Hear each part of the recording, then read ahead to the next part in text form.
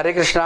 विषय आप स्वयं सोचना, आज क्या मैं किस विषय पे मैं आपसे बात कर रहा हूँ। कई बार ऐसा होता है हमारी क्लास में कोई बच्चा, कोई साथी बहुत अच्छे नंबर लाता है, कोई भैया, कोई साथी ऐसा होता है, कोई बहन ऐसी होती है जो पूरे स्कूल में टॉप आती है।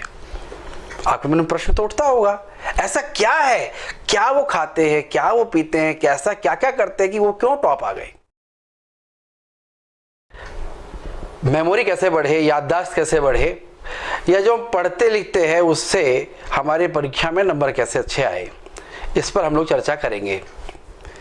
स्वामी विवेकानंद, जिनके बारे में सुनते हैं हम लोग कि एक बार किताब पढ़ ली तो उसका किसी भी प्रश्न पे क्या लिखा है वो उनसे पूछा जा सकता है। वो कैसे हुई, उसके पीछे उनके कई कारण हैं। उसमें एक बड़ा कारण है उनका मेडिटेशन। हम सब भी अपने घर में, परिवार में, हमारे माँ पिताजी, हमारे गुरुजी इस विषय में जानते हैं, मेडिटेशन के बारे में, ध्यान के बारे में। मैं बहुत सरल सा मेडिटेशन आपको बताता हूँ। उस मेडिटेशन का नाम है आनापान मेडिटेशन। क्या करना है, जो हमारी श्वास चल रही है उसको थोड़ा सा ध्यान से देखना है। आप जरा देखोगे तो कई बार लगेगा कि मेरी नाक के दाहिनी ओर से सांस जा रहा है, तो देखोगे कहां तक जा रहा है, फिर बाहर भी आ रहा है, तो ये अंदर जा रहा है और बाहर आ रहा है। इसको 5 मिनट, 10 मिनट, 15 मिनट तक देखने का अभ्यास आप बनाओगे तो एक मेडिटेशन का शुरुआती रूप शुरू हो जाएगा, जिसका नाम है आनापान। कई बच्चे बोलते हैं कि भाई पढ़ाई करनी, पढ़ाई के साथ खेल भी जरूरी है। खेल कूद, हंसी, ये खुलकर हंसना और खेलना, ये भी हमारे ब्रेन की पावर को बढ़ाता है, ब्रेन में नए नए आइडियाज को जनरेट करता है।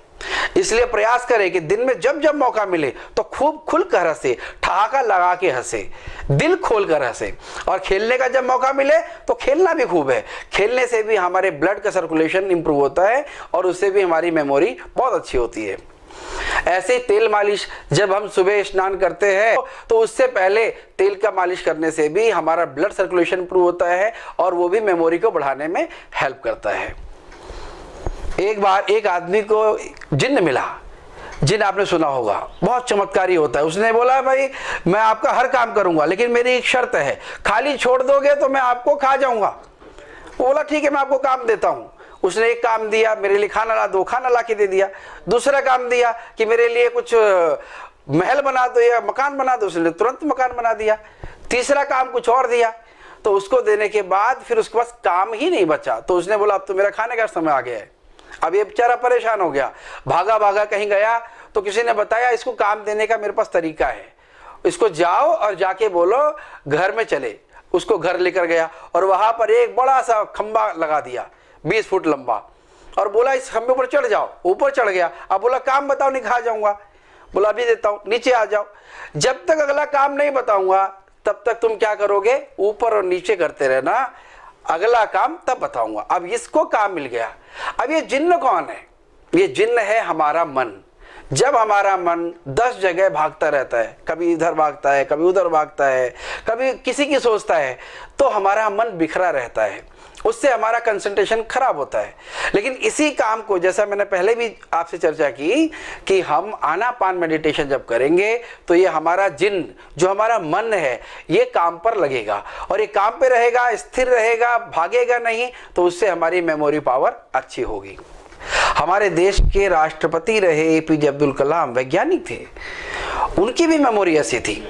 हमारे देश में अनेकों लोग ऐसे हुए जिनकी मेमोरी के बारे में हम पढ़ते हैं तो आश्चर्य करते हैं कि ऐसा कैसे हो सकता है। मैं स्वयं जिनके अंतर्गत मैंने ट्रेनिंग लिया, सूर्य फाउंडेशन के चेयरमैन श्री जयप्रकाश अग्रवाल जी, जेपी सर बोलते हैं उनको हम, उनकी मेमोरी को मैं खुद देखता हूँ, स्वयं मैंने देखा है। एक बार किसी बच्चे का नाम पूछा तो जीवन भर याद हो जाता है, जीवन भर याद रहता है, और उसको उसके नाम से ही बुलाना, ऐसा उनका अभ्यास रहता है। ये कैसे हुआ, तो मैंने अनुभव किया, उनके जीवन में एक बहुत बड़ा अंग है जल्दी सोएं जल्दी जागें। जो व्यक्ति अपने जीवन की शुरुआत, अपने दिन की शुरुआत जल्दी उठने से करता है, जयप्रकाश जी सुबह 4 बजे उठते हैं और रात को जल्दी सोते हैं, तो हम प्रयास कर सकते हैं क्या कि हम जल्दी उठें। और जल्दी उठना है इसलिए रात को जल्दी सोने का अभ्यास करना। रात को जल्दी सोना है, इसलिए प्रयास करना कि हमारा भोजन सोने से लगभग 2 से 3 घंटे पहले हो जाए। इस प्रकार व्यवस्थित दिनचर्या बनाकर अगर हम चलेंगे तो हमारी मेमोरी, हमारी याददाश्त शक्ति, हमारी स्मरण शक्ति वो बहुत तेजी से अच्छी होगी। और आप देखेंगे इसका कुछ समय अभ्यास करते करते ही, कहते भी कहावत भी है, करत करत अभ्यास से जड़मति होत सुजान। अगर हम ये प्रयोग करके देखें जल्दी उठने का और जल्दी सोने का, और सोना है तो जल्दी भोजन कंप्लीट कर लेने के लिए, तो एक ये प्रयोग हम करके देख सकते हैं। हमारे योगी राज जी थे सूर्या फाउंडेशन में, बताते थे अगर 9 बजे सो गए तो A ग्रेड की नींद, 9:15 बजे सोए तो B ग्रेड की नींद, और अगर 9:30 हो गए तो कौन सी ग्रेड होगी? तो C ग्रेड की नींद होती है। तो उससे मैं बचना, 9:30 के बाद नहीं सोना, कोशिश करना है कि 9:30 बजे से पहले सो जाएं। और प्रयास अच्छा तो यह है कि A ग्रेड में सोना है, 9 बजे सोना है, और जल्दी उठने का अभ्यास करना। जल्दी सोए, जल्दी जागे, हो दुनिया में सबसे आगे। हमारे JP सर और उनके पिताजी भी, बड़े बाबूजी, अभी भी मैं उनको देखता हूँ, लगभग वो आज 93 ईयर्स के हो गए हैं, आज भी वो 8 बजे से पहले सो जाते हैं, सुबह भोर में जल्दी 3:30-4 बजे उठते हैं। और मेमोरी किसी युवा की भी क्या हो सकती है, ऐसी मैंने देखी है। हमारी मेमोरी बढ़ाने के लिए एक पॉइंट ये विषय हो सकता है। कई बार हमने देखा होगा कुछ घरों में माताएं, बहनें, भाई आपस में बैठते हैं और चर्चा करते हैं, उसको बोलते हैं पहेलियां। हरी थी मन भरी थी, राजा जी के खेत में दुपट्टा ओढ़े खड़ी थी, ऐसी कुछ पहेलियां आपस में करते हैं, छोटी छोटी पहेलियां। लेकिन उससे क्या होता है, हमारा दिमाग एक्टिवेट होता है। पहेलियां हो गई, मैथ्स के क्विज हो गए, पजल्स हो गई, ब्रेन स्टॉर्मिंग हो गई, कुछ खेल आते हैं, आपने देखा होगा सुडोकू आता है, या उनको रंगों का मिलान करने वाला गेम आता है, कई सारे ऐसे आते हैं। या कई बार कुछ नामों को पूरा करने का आता है। कई बार न्यूज़पेपर में आपने देखा होगा, उसमें भी उनके नाम को पूरा भरने का आता है। कुछ लोग छोड़ देते हैं, उसको क्या करना, नहीं छोड़ना, उनको भी करते रहना। इस ब्रेन को जितना प्रयोग करोगे उतना ये प्रभावी होगा। अगर मेरे जेब में 10 रुपए हैं, 5 रुपए खर्च कर दिए तो 5 ही रुपए बचेंगे। लेकिन इसके साथ ऐसा नहीं है, इसको जितना खर्च करोगे उतना ये मल्टीप्लाई होगा, उतना ये बढ़ेगा, उतना ही विकसित होगा। इसलिए इसका प्रयोग अच्छे कामों में, अपनी दिशा की ओर हमें खूब करना चाहिए। पढ़ाई में याददाश्त बढ़ाने के लिए स्पीड और एक्यूरेसी, जो हम पढ़ते हैं उसको थोड़ा स्पीड बढ़ा के पढ़ना। कई बार क्या है, बहुत धीरे धीरे पढ़ते पढ़ते ऐसा लगता है कि फिर शायद लगता है नींद ही आ जाएगी। लेकिन जब स्पीड अच्छी होती है और उसके साथ एक्यूरेसी अच्छी हो, तब हमारी मेमोरी भी बढ़ती है और पढ़ा लिखा जल्दी याद होता है। दूसरा, उसका जब हम प्रश्न पत्र हल करते हैं या एग्ज़ाम देने जाते हैं, तब ये स्पीड और एक्यूरेसी का फॉर्मूला हमारे काम आता है। जब हम किताब को पढ़े तो कोशिश करें अपनी उंगली पढ़ते हुए उस किताब पर देखते हुए जाएं। उंगली के साथ पढ़ेंगे तो आपका ध्यान भी बढ़ेगा, आपकी एकाग्रता बढ़ेगी और उससे आपकी मेमोरी इंक्रीज होगी। तो ये 3 बातों का हम इसमें ध्यान रखेंगे याददाश्त बढ़ाने के लिए। एक्यूरेसी अच्छी हो, स्पीड अच्छी हो और उंगली का हमें प्रयोग करना है। ऐसे ही हमारे शरीर का भोजन, जैसे हम दाल, रोटी, चावल सब खाते हैं, सलाद खाते हैं, ऐसे ही हमारी ब्रेन की जो फूड है, ब्रेन का जो भोजन है वो क्या है, ब्रेन को बहुत बड़ी मात्रा में ऑक्सीजन चाहिए। तो ऑक्सीजन कैसे मिलेगा, उसके लिए प्राणायाम बहुत बड़ा एक सार्थक साधन हो सकता है। जैसे एक प्राणायाम आपने सुना होगा, भ्रामरी प्राणायाम, सीधा बैठना है, बहुत आसान है। और उसमें क्या करना है, सांस गहरी ली, जैसे मैं करके भी दिखाता हूं, ऐसा भंवरे की तरह, जैसा भंवरा करता है, भ्रमर करता है, वैसी आवाज गले से और नाक से निकालनी है। और यह प्रयोग 3 बार, 5 बार, 11 बार, जितना आप कर सकते हो, 5 मिनट, 10 मिनट ऐसा करेंगे तो इसके वाइब्रेशन से, कंपन से हमारे ब्रेन में न्यूरॉन्स होते हैं, स्मृति कोश होते हैं, वो वाइब्रेट होते हैं, उनकी मसाज होती है और वहाँ ब्लड सर्कुलेशन इंप्रूव होने से उनमें उनकी मेमोरी बढ़ती है और उनके काम करने की क्षमता भी बढ़ती है। तो एक प्राणायाम ये हुआ। दूसरा, एक आपने सुना होगा अनुलोम विलोम प्राणायाम। अनुलोम विलोम बहुत सिंपल है। उसमें क्या करना है, एक बाईं ओर से सांस को लेना है और दूसरी ओर से निकाल देना है, फिर जिससे निकाला उसी से वापस लेना, फिर वापस छोड़ना दूसरी ओर से। बहुत सिंपल है। ये एक हुआ। ऐसा आप 1 बार, 5 बार, 10 बार, 11 बार, जितना भी आप कर सकते हो अनुलोम विलोम प्राणायाम। तीसरा प्राणायाम वही बहुत सरल है, आपने घरों में सुना होगा, ओंकार, ब्रह्मनाद। गहरी सांस भरनी है,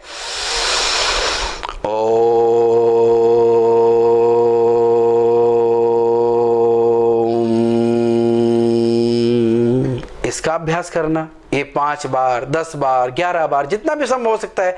ऐसा प्राणायाम करने से हमारे ब्रेन को, उसकी फिटनेस को, हमारे ब्रेन को पावर मिलती है, ब्रेन को सप्लाई मिलती है। ब्लड सप्लाई ब्रेन को अच्छी मिलने से मेमोरी अच्छी होती है। एक उदाहरण से समझिए, हमने कंप्यूटर देखा है हमारे स्कूल में, घर में, या जहाँ भी व्यवहार में लाते होंगे, तो कंप्यूटर की एक मेमोरी होती है और उस मेमोरी के आधार पे ही वो फंक्शन करता है। कोई किसी की मेमोरी कितनी है, जैसे हमारे पास मोबाइल भी देखे होंगे, मोबाइल की भी मेमोरी होती है, किसी की 24 GB, 28 GB, किसी की कितनी GB, और उसमें हम उतना ही डाटा उसके अंदर भरते हैं जिससे कि उसकी स्पीड अच्छी रहे। अगर उसकी आपने मेमोरी पूरी 4 GB भरने की कोशिश की, 3.5 GB भर दी, तो उसकी स्पीड क्या होगी, कम हो जाएगी। लेकिन उसकी मेमोरी को हमने कम यूज किया, कम प्रयोग किया, तो उसकी स्पीड ऑटोमेटिकली अच्छी होगी। ऐसे हमारे ब्रेन में भी है, इसमें भी एक स्पेस है, और इस स्पेस को अगर ओवरलोडिंग कर दिया आपने ऐसी चीजों से जिनकी आवश्यकता नहीं है, तो आलतू फालतू विचारों को, गलत विचारों को, या जिन विचारों की आवश्यकता नहीं है उनको भी हमें रोकना है। जैसे फसल में हम खरपतवार को निकाल देते हैं, ऐसे ही अपने दिमाग में से ऐसी बेकार की चीजें, अनावश्यक, नहीं देखनी चाहिए, नहीं सुननी चाहिए, नहीं समझनी चाहिए, उनको हटाना। और उसके लिए मैंने पहले भी जिक्र किया, आनापान मेडिटेशन जब हम करते हैं तो वो मेडिटेशन जिस तरीके से अपने कंप्यूटर में से वायरस निकालता है, जिस तरीके से हमारे कंप्यूटर का जो ओवरलोडिंग हो गया उसको कम करने का काम करता है, ये मेडिटेशन और प्राणायाम।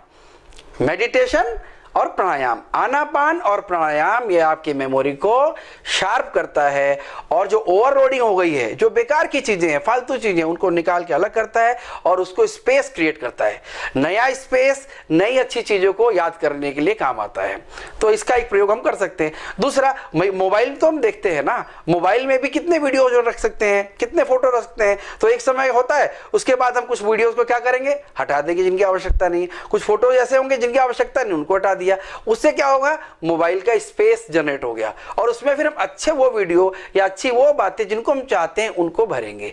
ऐसे ही अपने दिमाग में ऐसे उपयोगी चीजों को हमें लाना चाहिए। जब हम पढ़ते हैं तो पढ़ते समय सारा याद करने का प्रयास हम लोग करते हैं, और इस कारण से कई बार हम पूरी किताब भी नहीं पढ़ते, और कई बार फॉर्मूले भी निकालने लगते हैं कि इसमें से ये पार्ट पढ़ो एग्जाम में आएगा, ये पार्ट छोड़ दो एग्जाम में नहीं आएगा। ये फार्मूले थोड़े समय के लिए तो अच्छे होते हैं, लेकिन अगर आपको अच्छा बनना है, महान बनना है, बड़ा बनना है, तो मेरी एक प्रार्थना है हर एक बच्चे से, हर एक विद्यार्थी से और आप सभी से, कि भाई पूरी किताब शुरू से लेकर आखिरी तक आपको जरूर पढ़नी चाहिए। और ये मेरा खुद की प्रैक्टिस है, मैं जब भी कोई किताब पढ़ता हूं तो शुरू से लेकर आखिरी तक पढ़ता हूं, और उसमें फॉर्मूला मैं बता चुका हूं, स्पीड, एक्यूरेसी और अपनी उंगली का प्रयोग करते हुए पढ़ना। पूरी किताब पढ़ना, पूरी किताब याद नहीं करना, याद करने के हिसाब से नहीं पढ़ना है, समझते हुए पढ़ना है, स्पीड से पढ़ना, एक्यूरेसी से पढ़ना।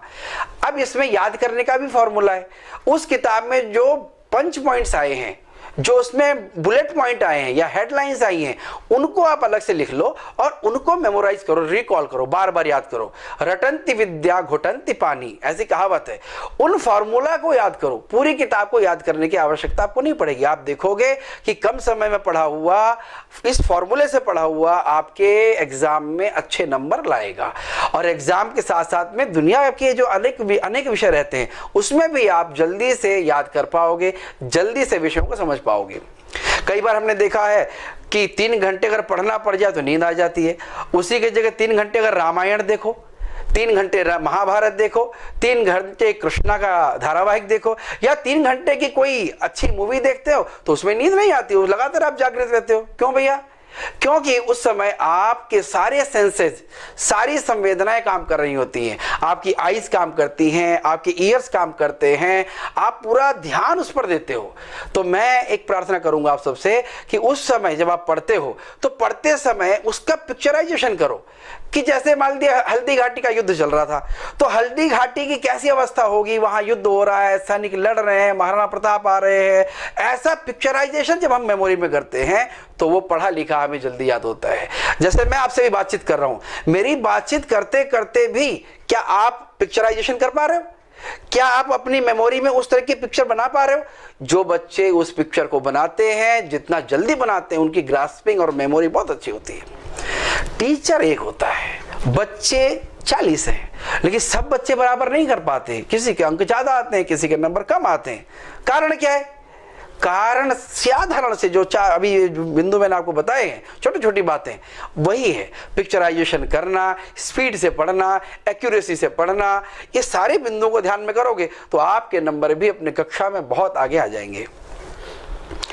एक श्लोक हमने सुना है, काक चेष्टा वको ध्यानम श्वान निद्रा तथैव च अल्पाहारी गृह त्यागी विद्यार्थिन पंचलक्षणम। विद्यार्थी केवल छोटा बच्चा है ऐसा नहीं है। ये जो हम चर्चा कर रहे हैं, ये कोई भी विद्यार्थी हो सकता है, किस जीवन के किसी भी काल में विद्यार्थी हो सकता है। क्या क्या बातें? काक चेष्टा, कौवे की तरह हमेशा तत्पर रहना, हमेशा तैयार रहना कुछ नया सीखने के लिए। वको ध्यानम, जैसे बगुला अपने मछली को पकड़ने की लगातार एकदम तटस्थ होकर देखता है, कहीं इधर उधर ध्यान नहीं जाता, इसी तरह हमारा अगर ध्यान होगा तो पढ़ाई में अच्छे नंबर आएंगे। श्वान निद्रा, कैसे एक कुत्ता किस तरह सोता है और फुर्ती के साथ जग जाता है, थोड़ा सा भी आहट आती तुरंत जग जाता है, गहरी नींद भी लेता है, नींद भी जरूरी है लेकिन तुरंत अलर्टनेस के साथ जगना। अल्पाहारी, ज्यादा खा लिया कैसे पढ़ेंगे, नींद आएगी, आलस्य आएगा। तो अल्पाहार करना, कम भोजन करना, जितनी भूख है उससे थोड़ा सा कम करना। और भोजन मैंने पहले भी बताया, भोजन हल्का करना है, अंकुरित ज्यादा लेना है, फल ज्यादा लेना है, सलाद ज्यादा लेना है, उससे आपका पेट हल्का रहेगा। गृह त्यागी, गृह त्यागी का अर्थ यह है घर की सुख सुविधाओं से थोड़ा अलग रहना। कई बार तो हमने सुना है कि भगवान राम गुरुकुल गए, भगवान कृष्ण गुरुकुल गए, अनेकों लोग अपने अपने गुरुकुल जाते थे और वहां घर छोड़कर सुख सुविधाओं से अलग हटके गुरुकुल में सुबह जल्दी उठकर जल्दी सोने वाला जो अभ्यास हमने अभी सीखा उस परंपरा से पढ़ते थे और उनका मेमोरी बहुत अच्छी होती थी। स्वामी विवेकानंद, भगवान कृष्ण, भगवान राम, ऐसी धरती पे हम पैदा हुए हैं।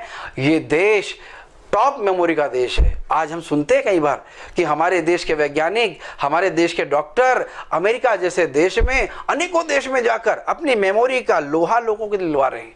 हमारे भारत के लोगों की मेमोरी दुनिया में बहुत अच्छी है। हमारे भारत के लोगों, बच्चों की मेमोरी दुनिया के सब बच्चों में सबसे अच्छी है, क्योंकि यहाँ इस प्रकार के संस्कार दिए जाते हैं कि उनकी मेमोरी स्वाभाविक रूप से जनरेट होती है। मुझे विश्वास है इन सब बातों को आप अपने जीवन में जब उतारोगे तो दुनिया की कोई शक्ति आपको रोक नहीं पाएगी। आप बहुत तेजी से, बहुत कम समय में बहुत तेजी से आगे बढ़ोगे। आपकी मेमोरी पावर बहुत तेजी से बढ़ेगी। कम समय में स्मार्टनेस के साथ में आप ज्यादा से ज्यादा ज्ञान अपने जीवन में लाओगे और आपके बढ़ने से, कहते भी है ना, सुधरे व्यक्ति समाज, व्यक्ति से राष्ट्र स्वयं सुधरेगा। आपके कारण से समाज में परिवर्तन आएगा, समाज के परिवर्तन से हमारे देश में परिवर्तन आएगा। हमारा देश विश्व गुरु तभी बनेगा जब हमारा हर आने वाला युवा अपने आप में गौरवशाली होगा।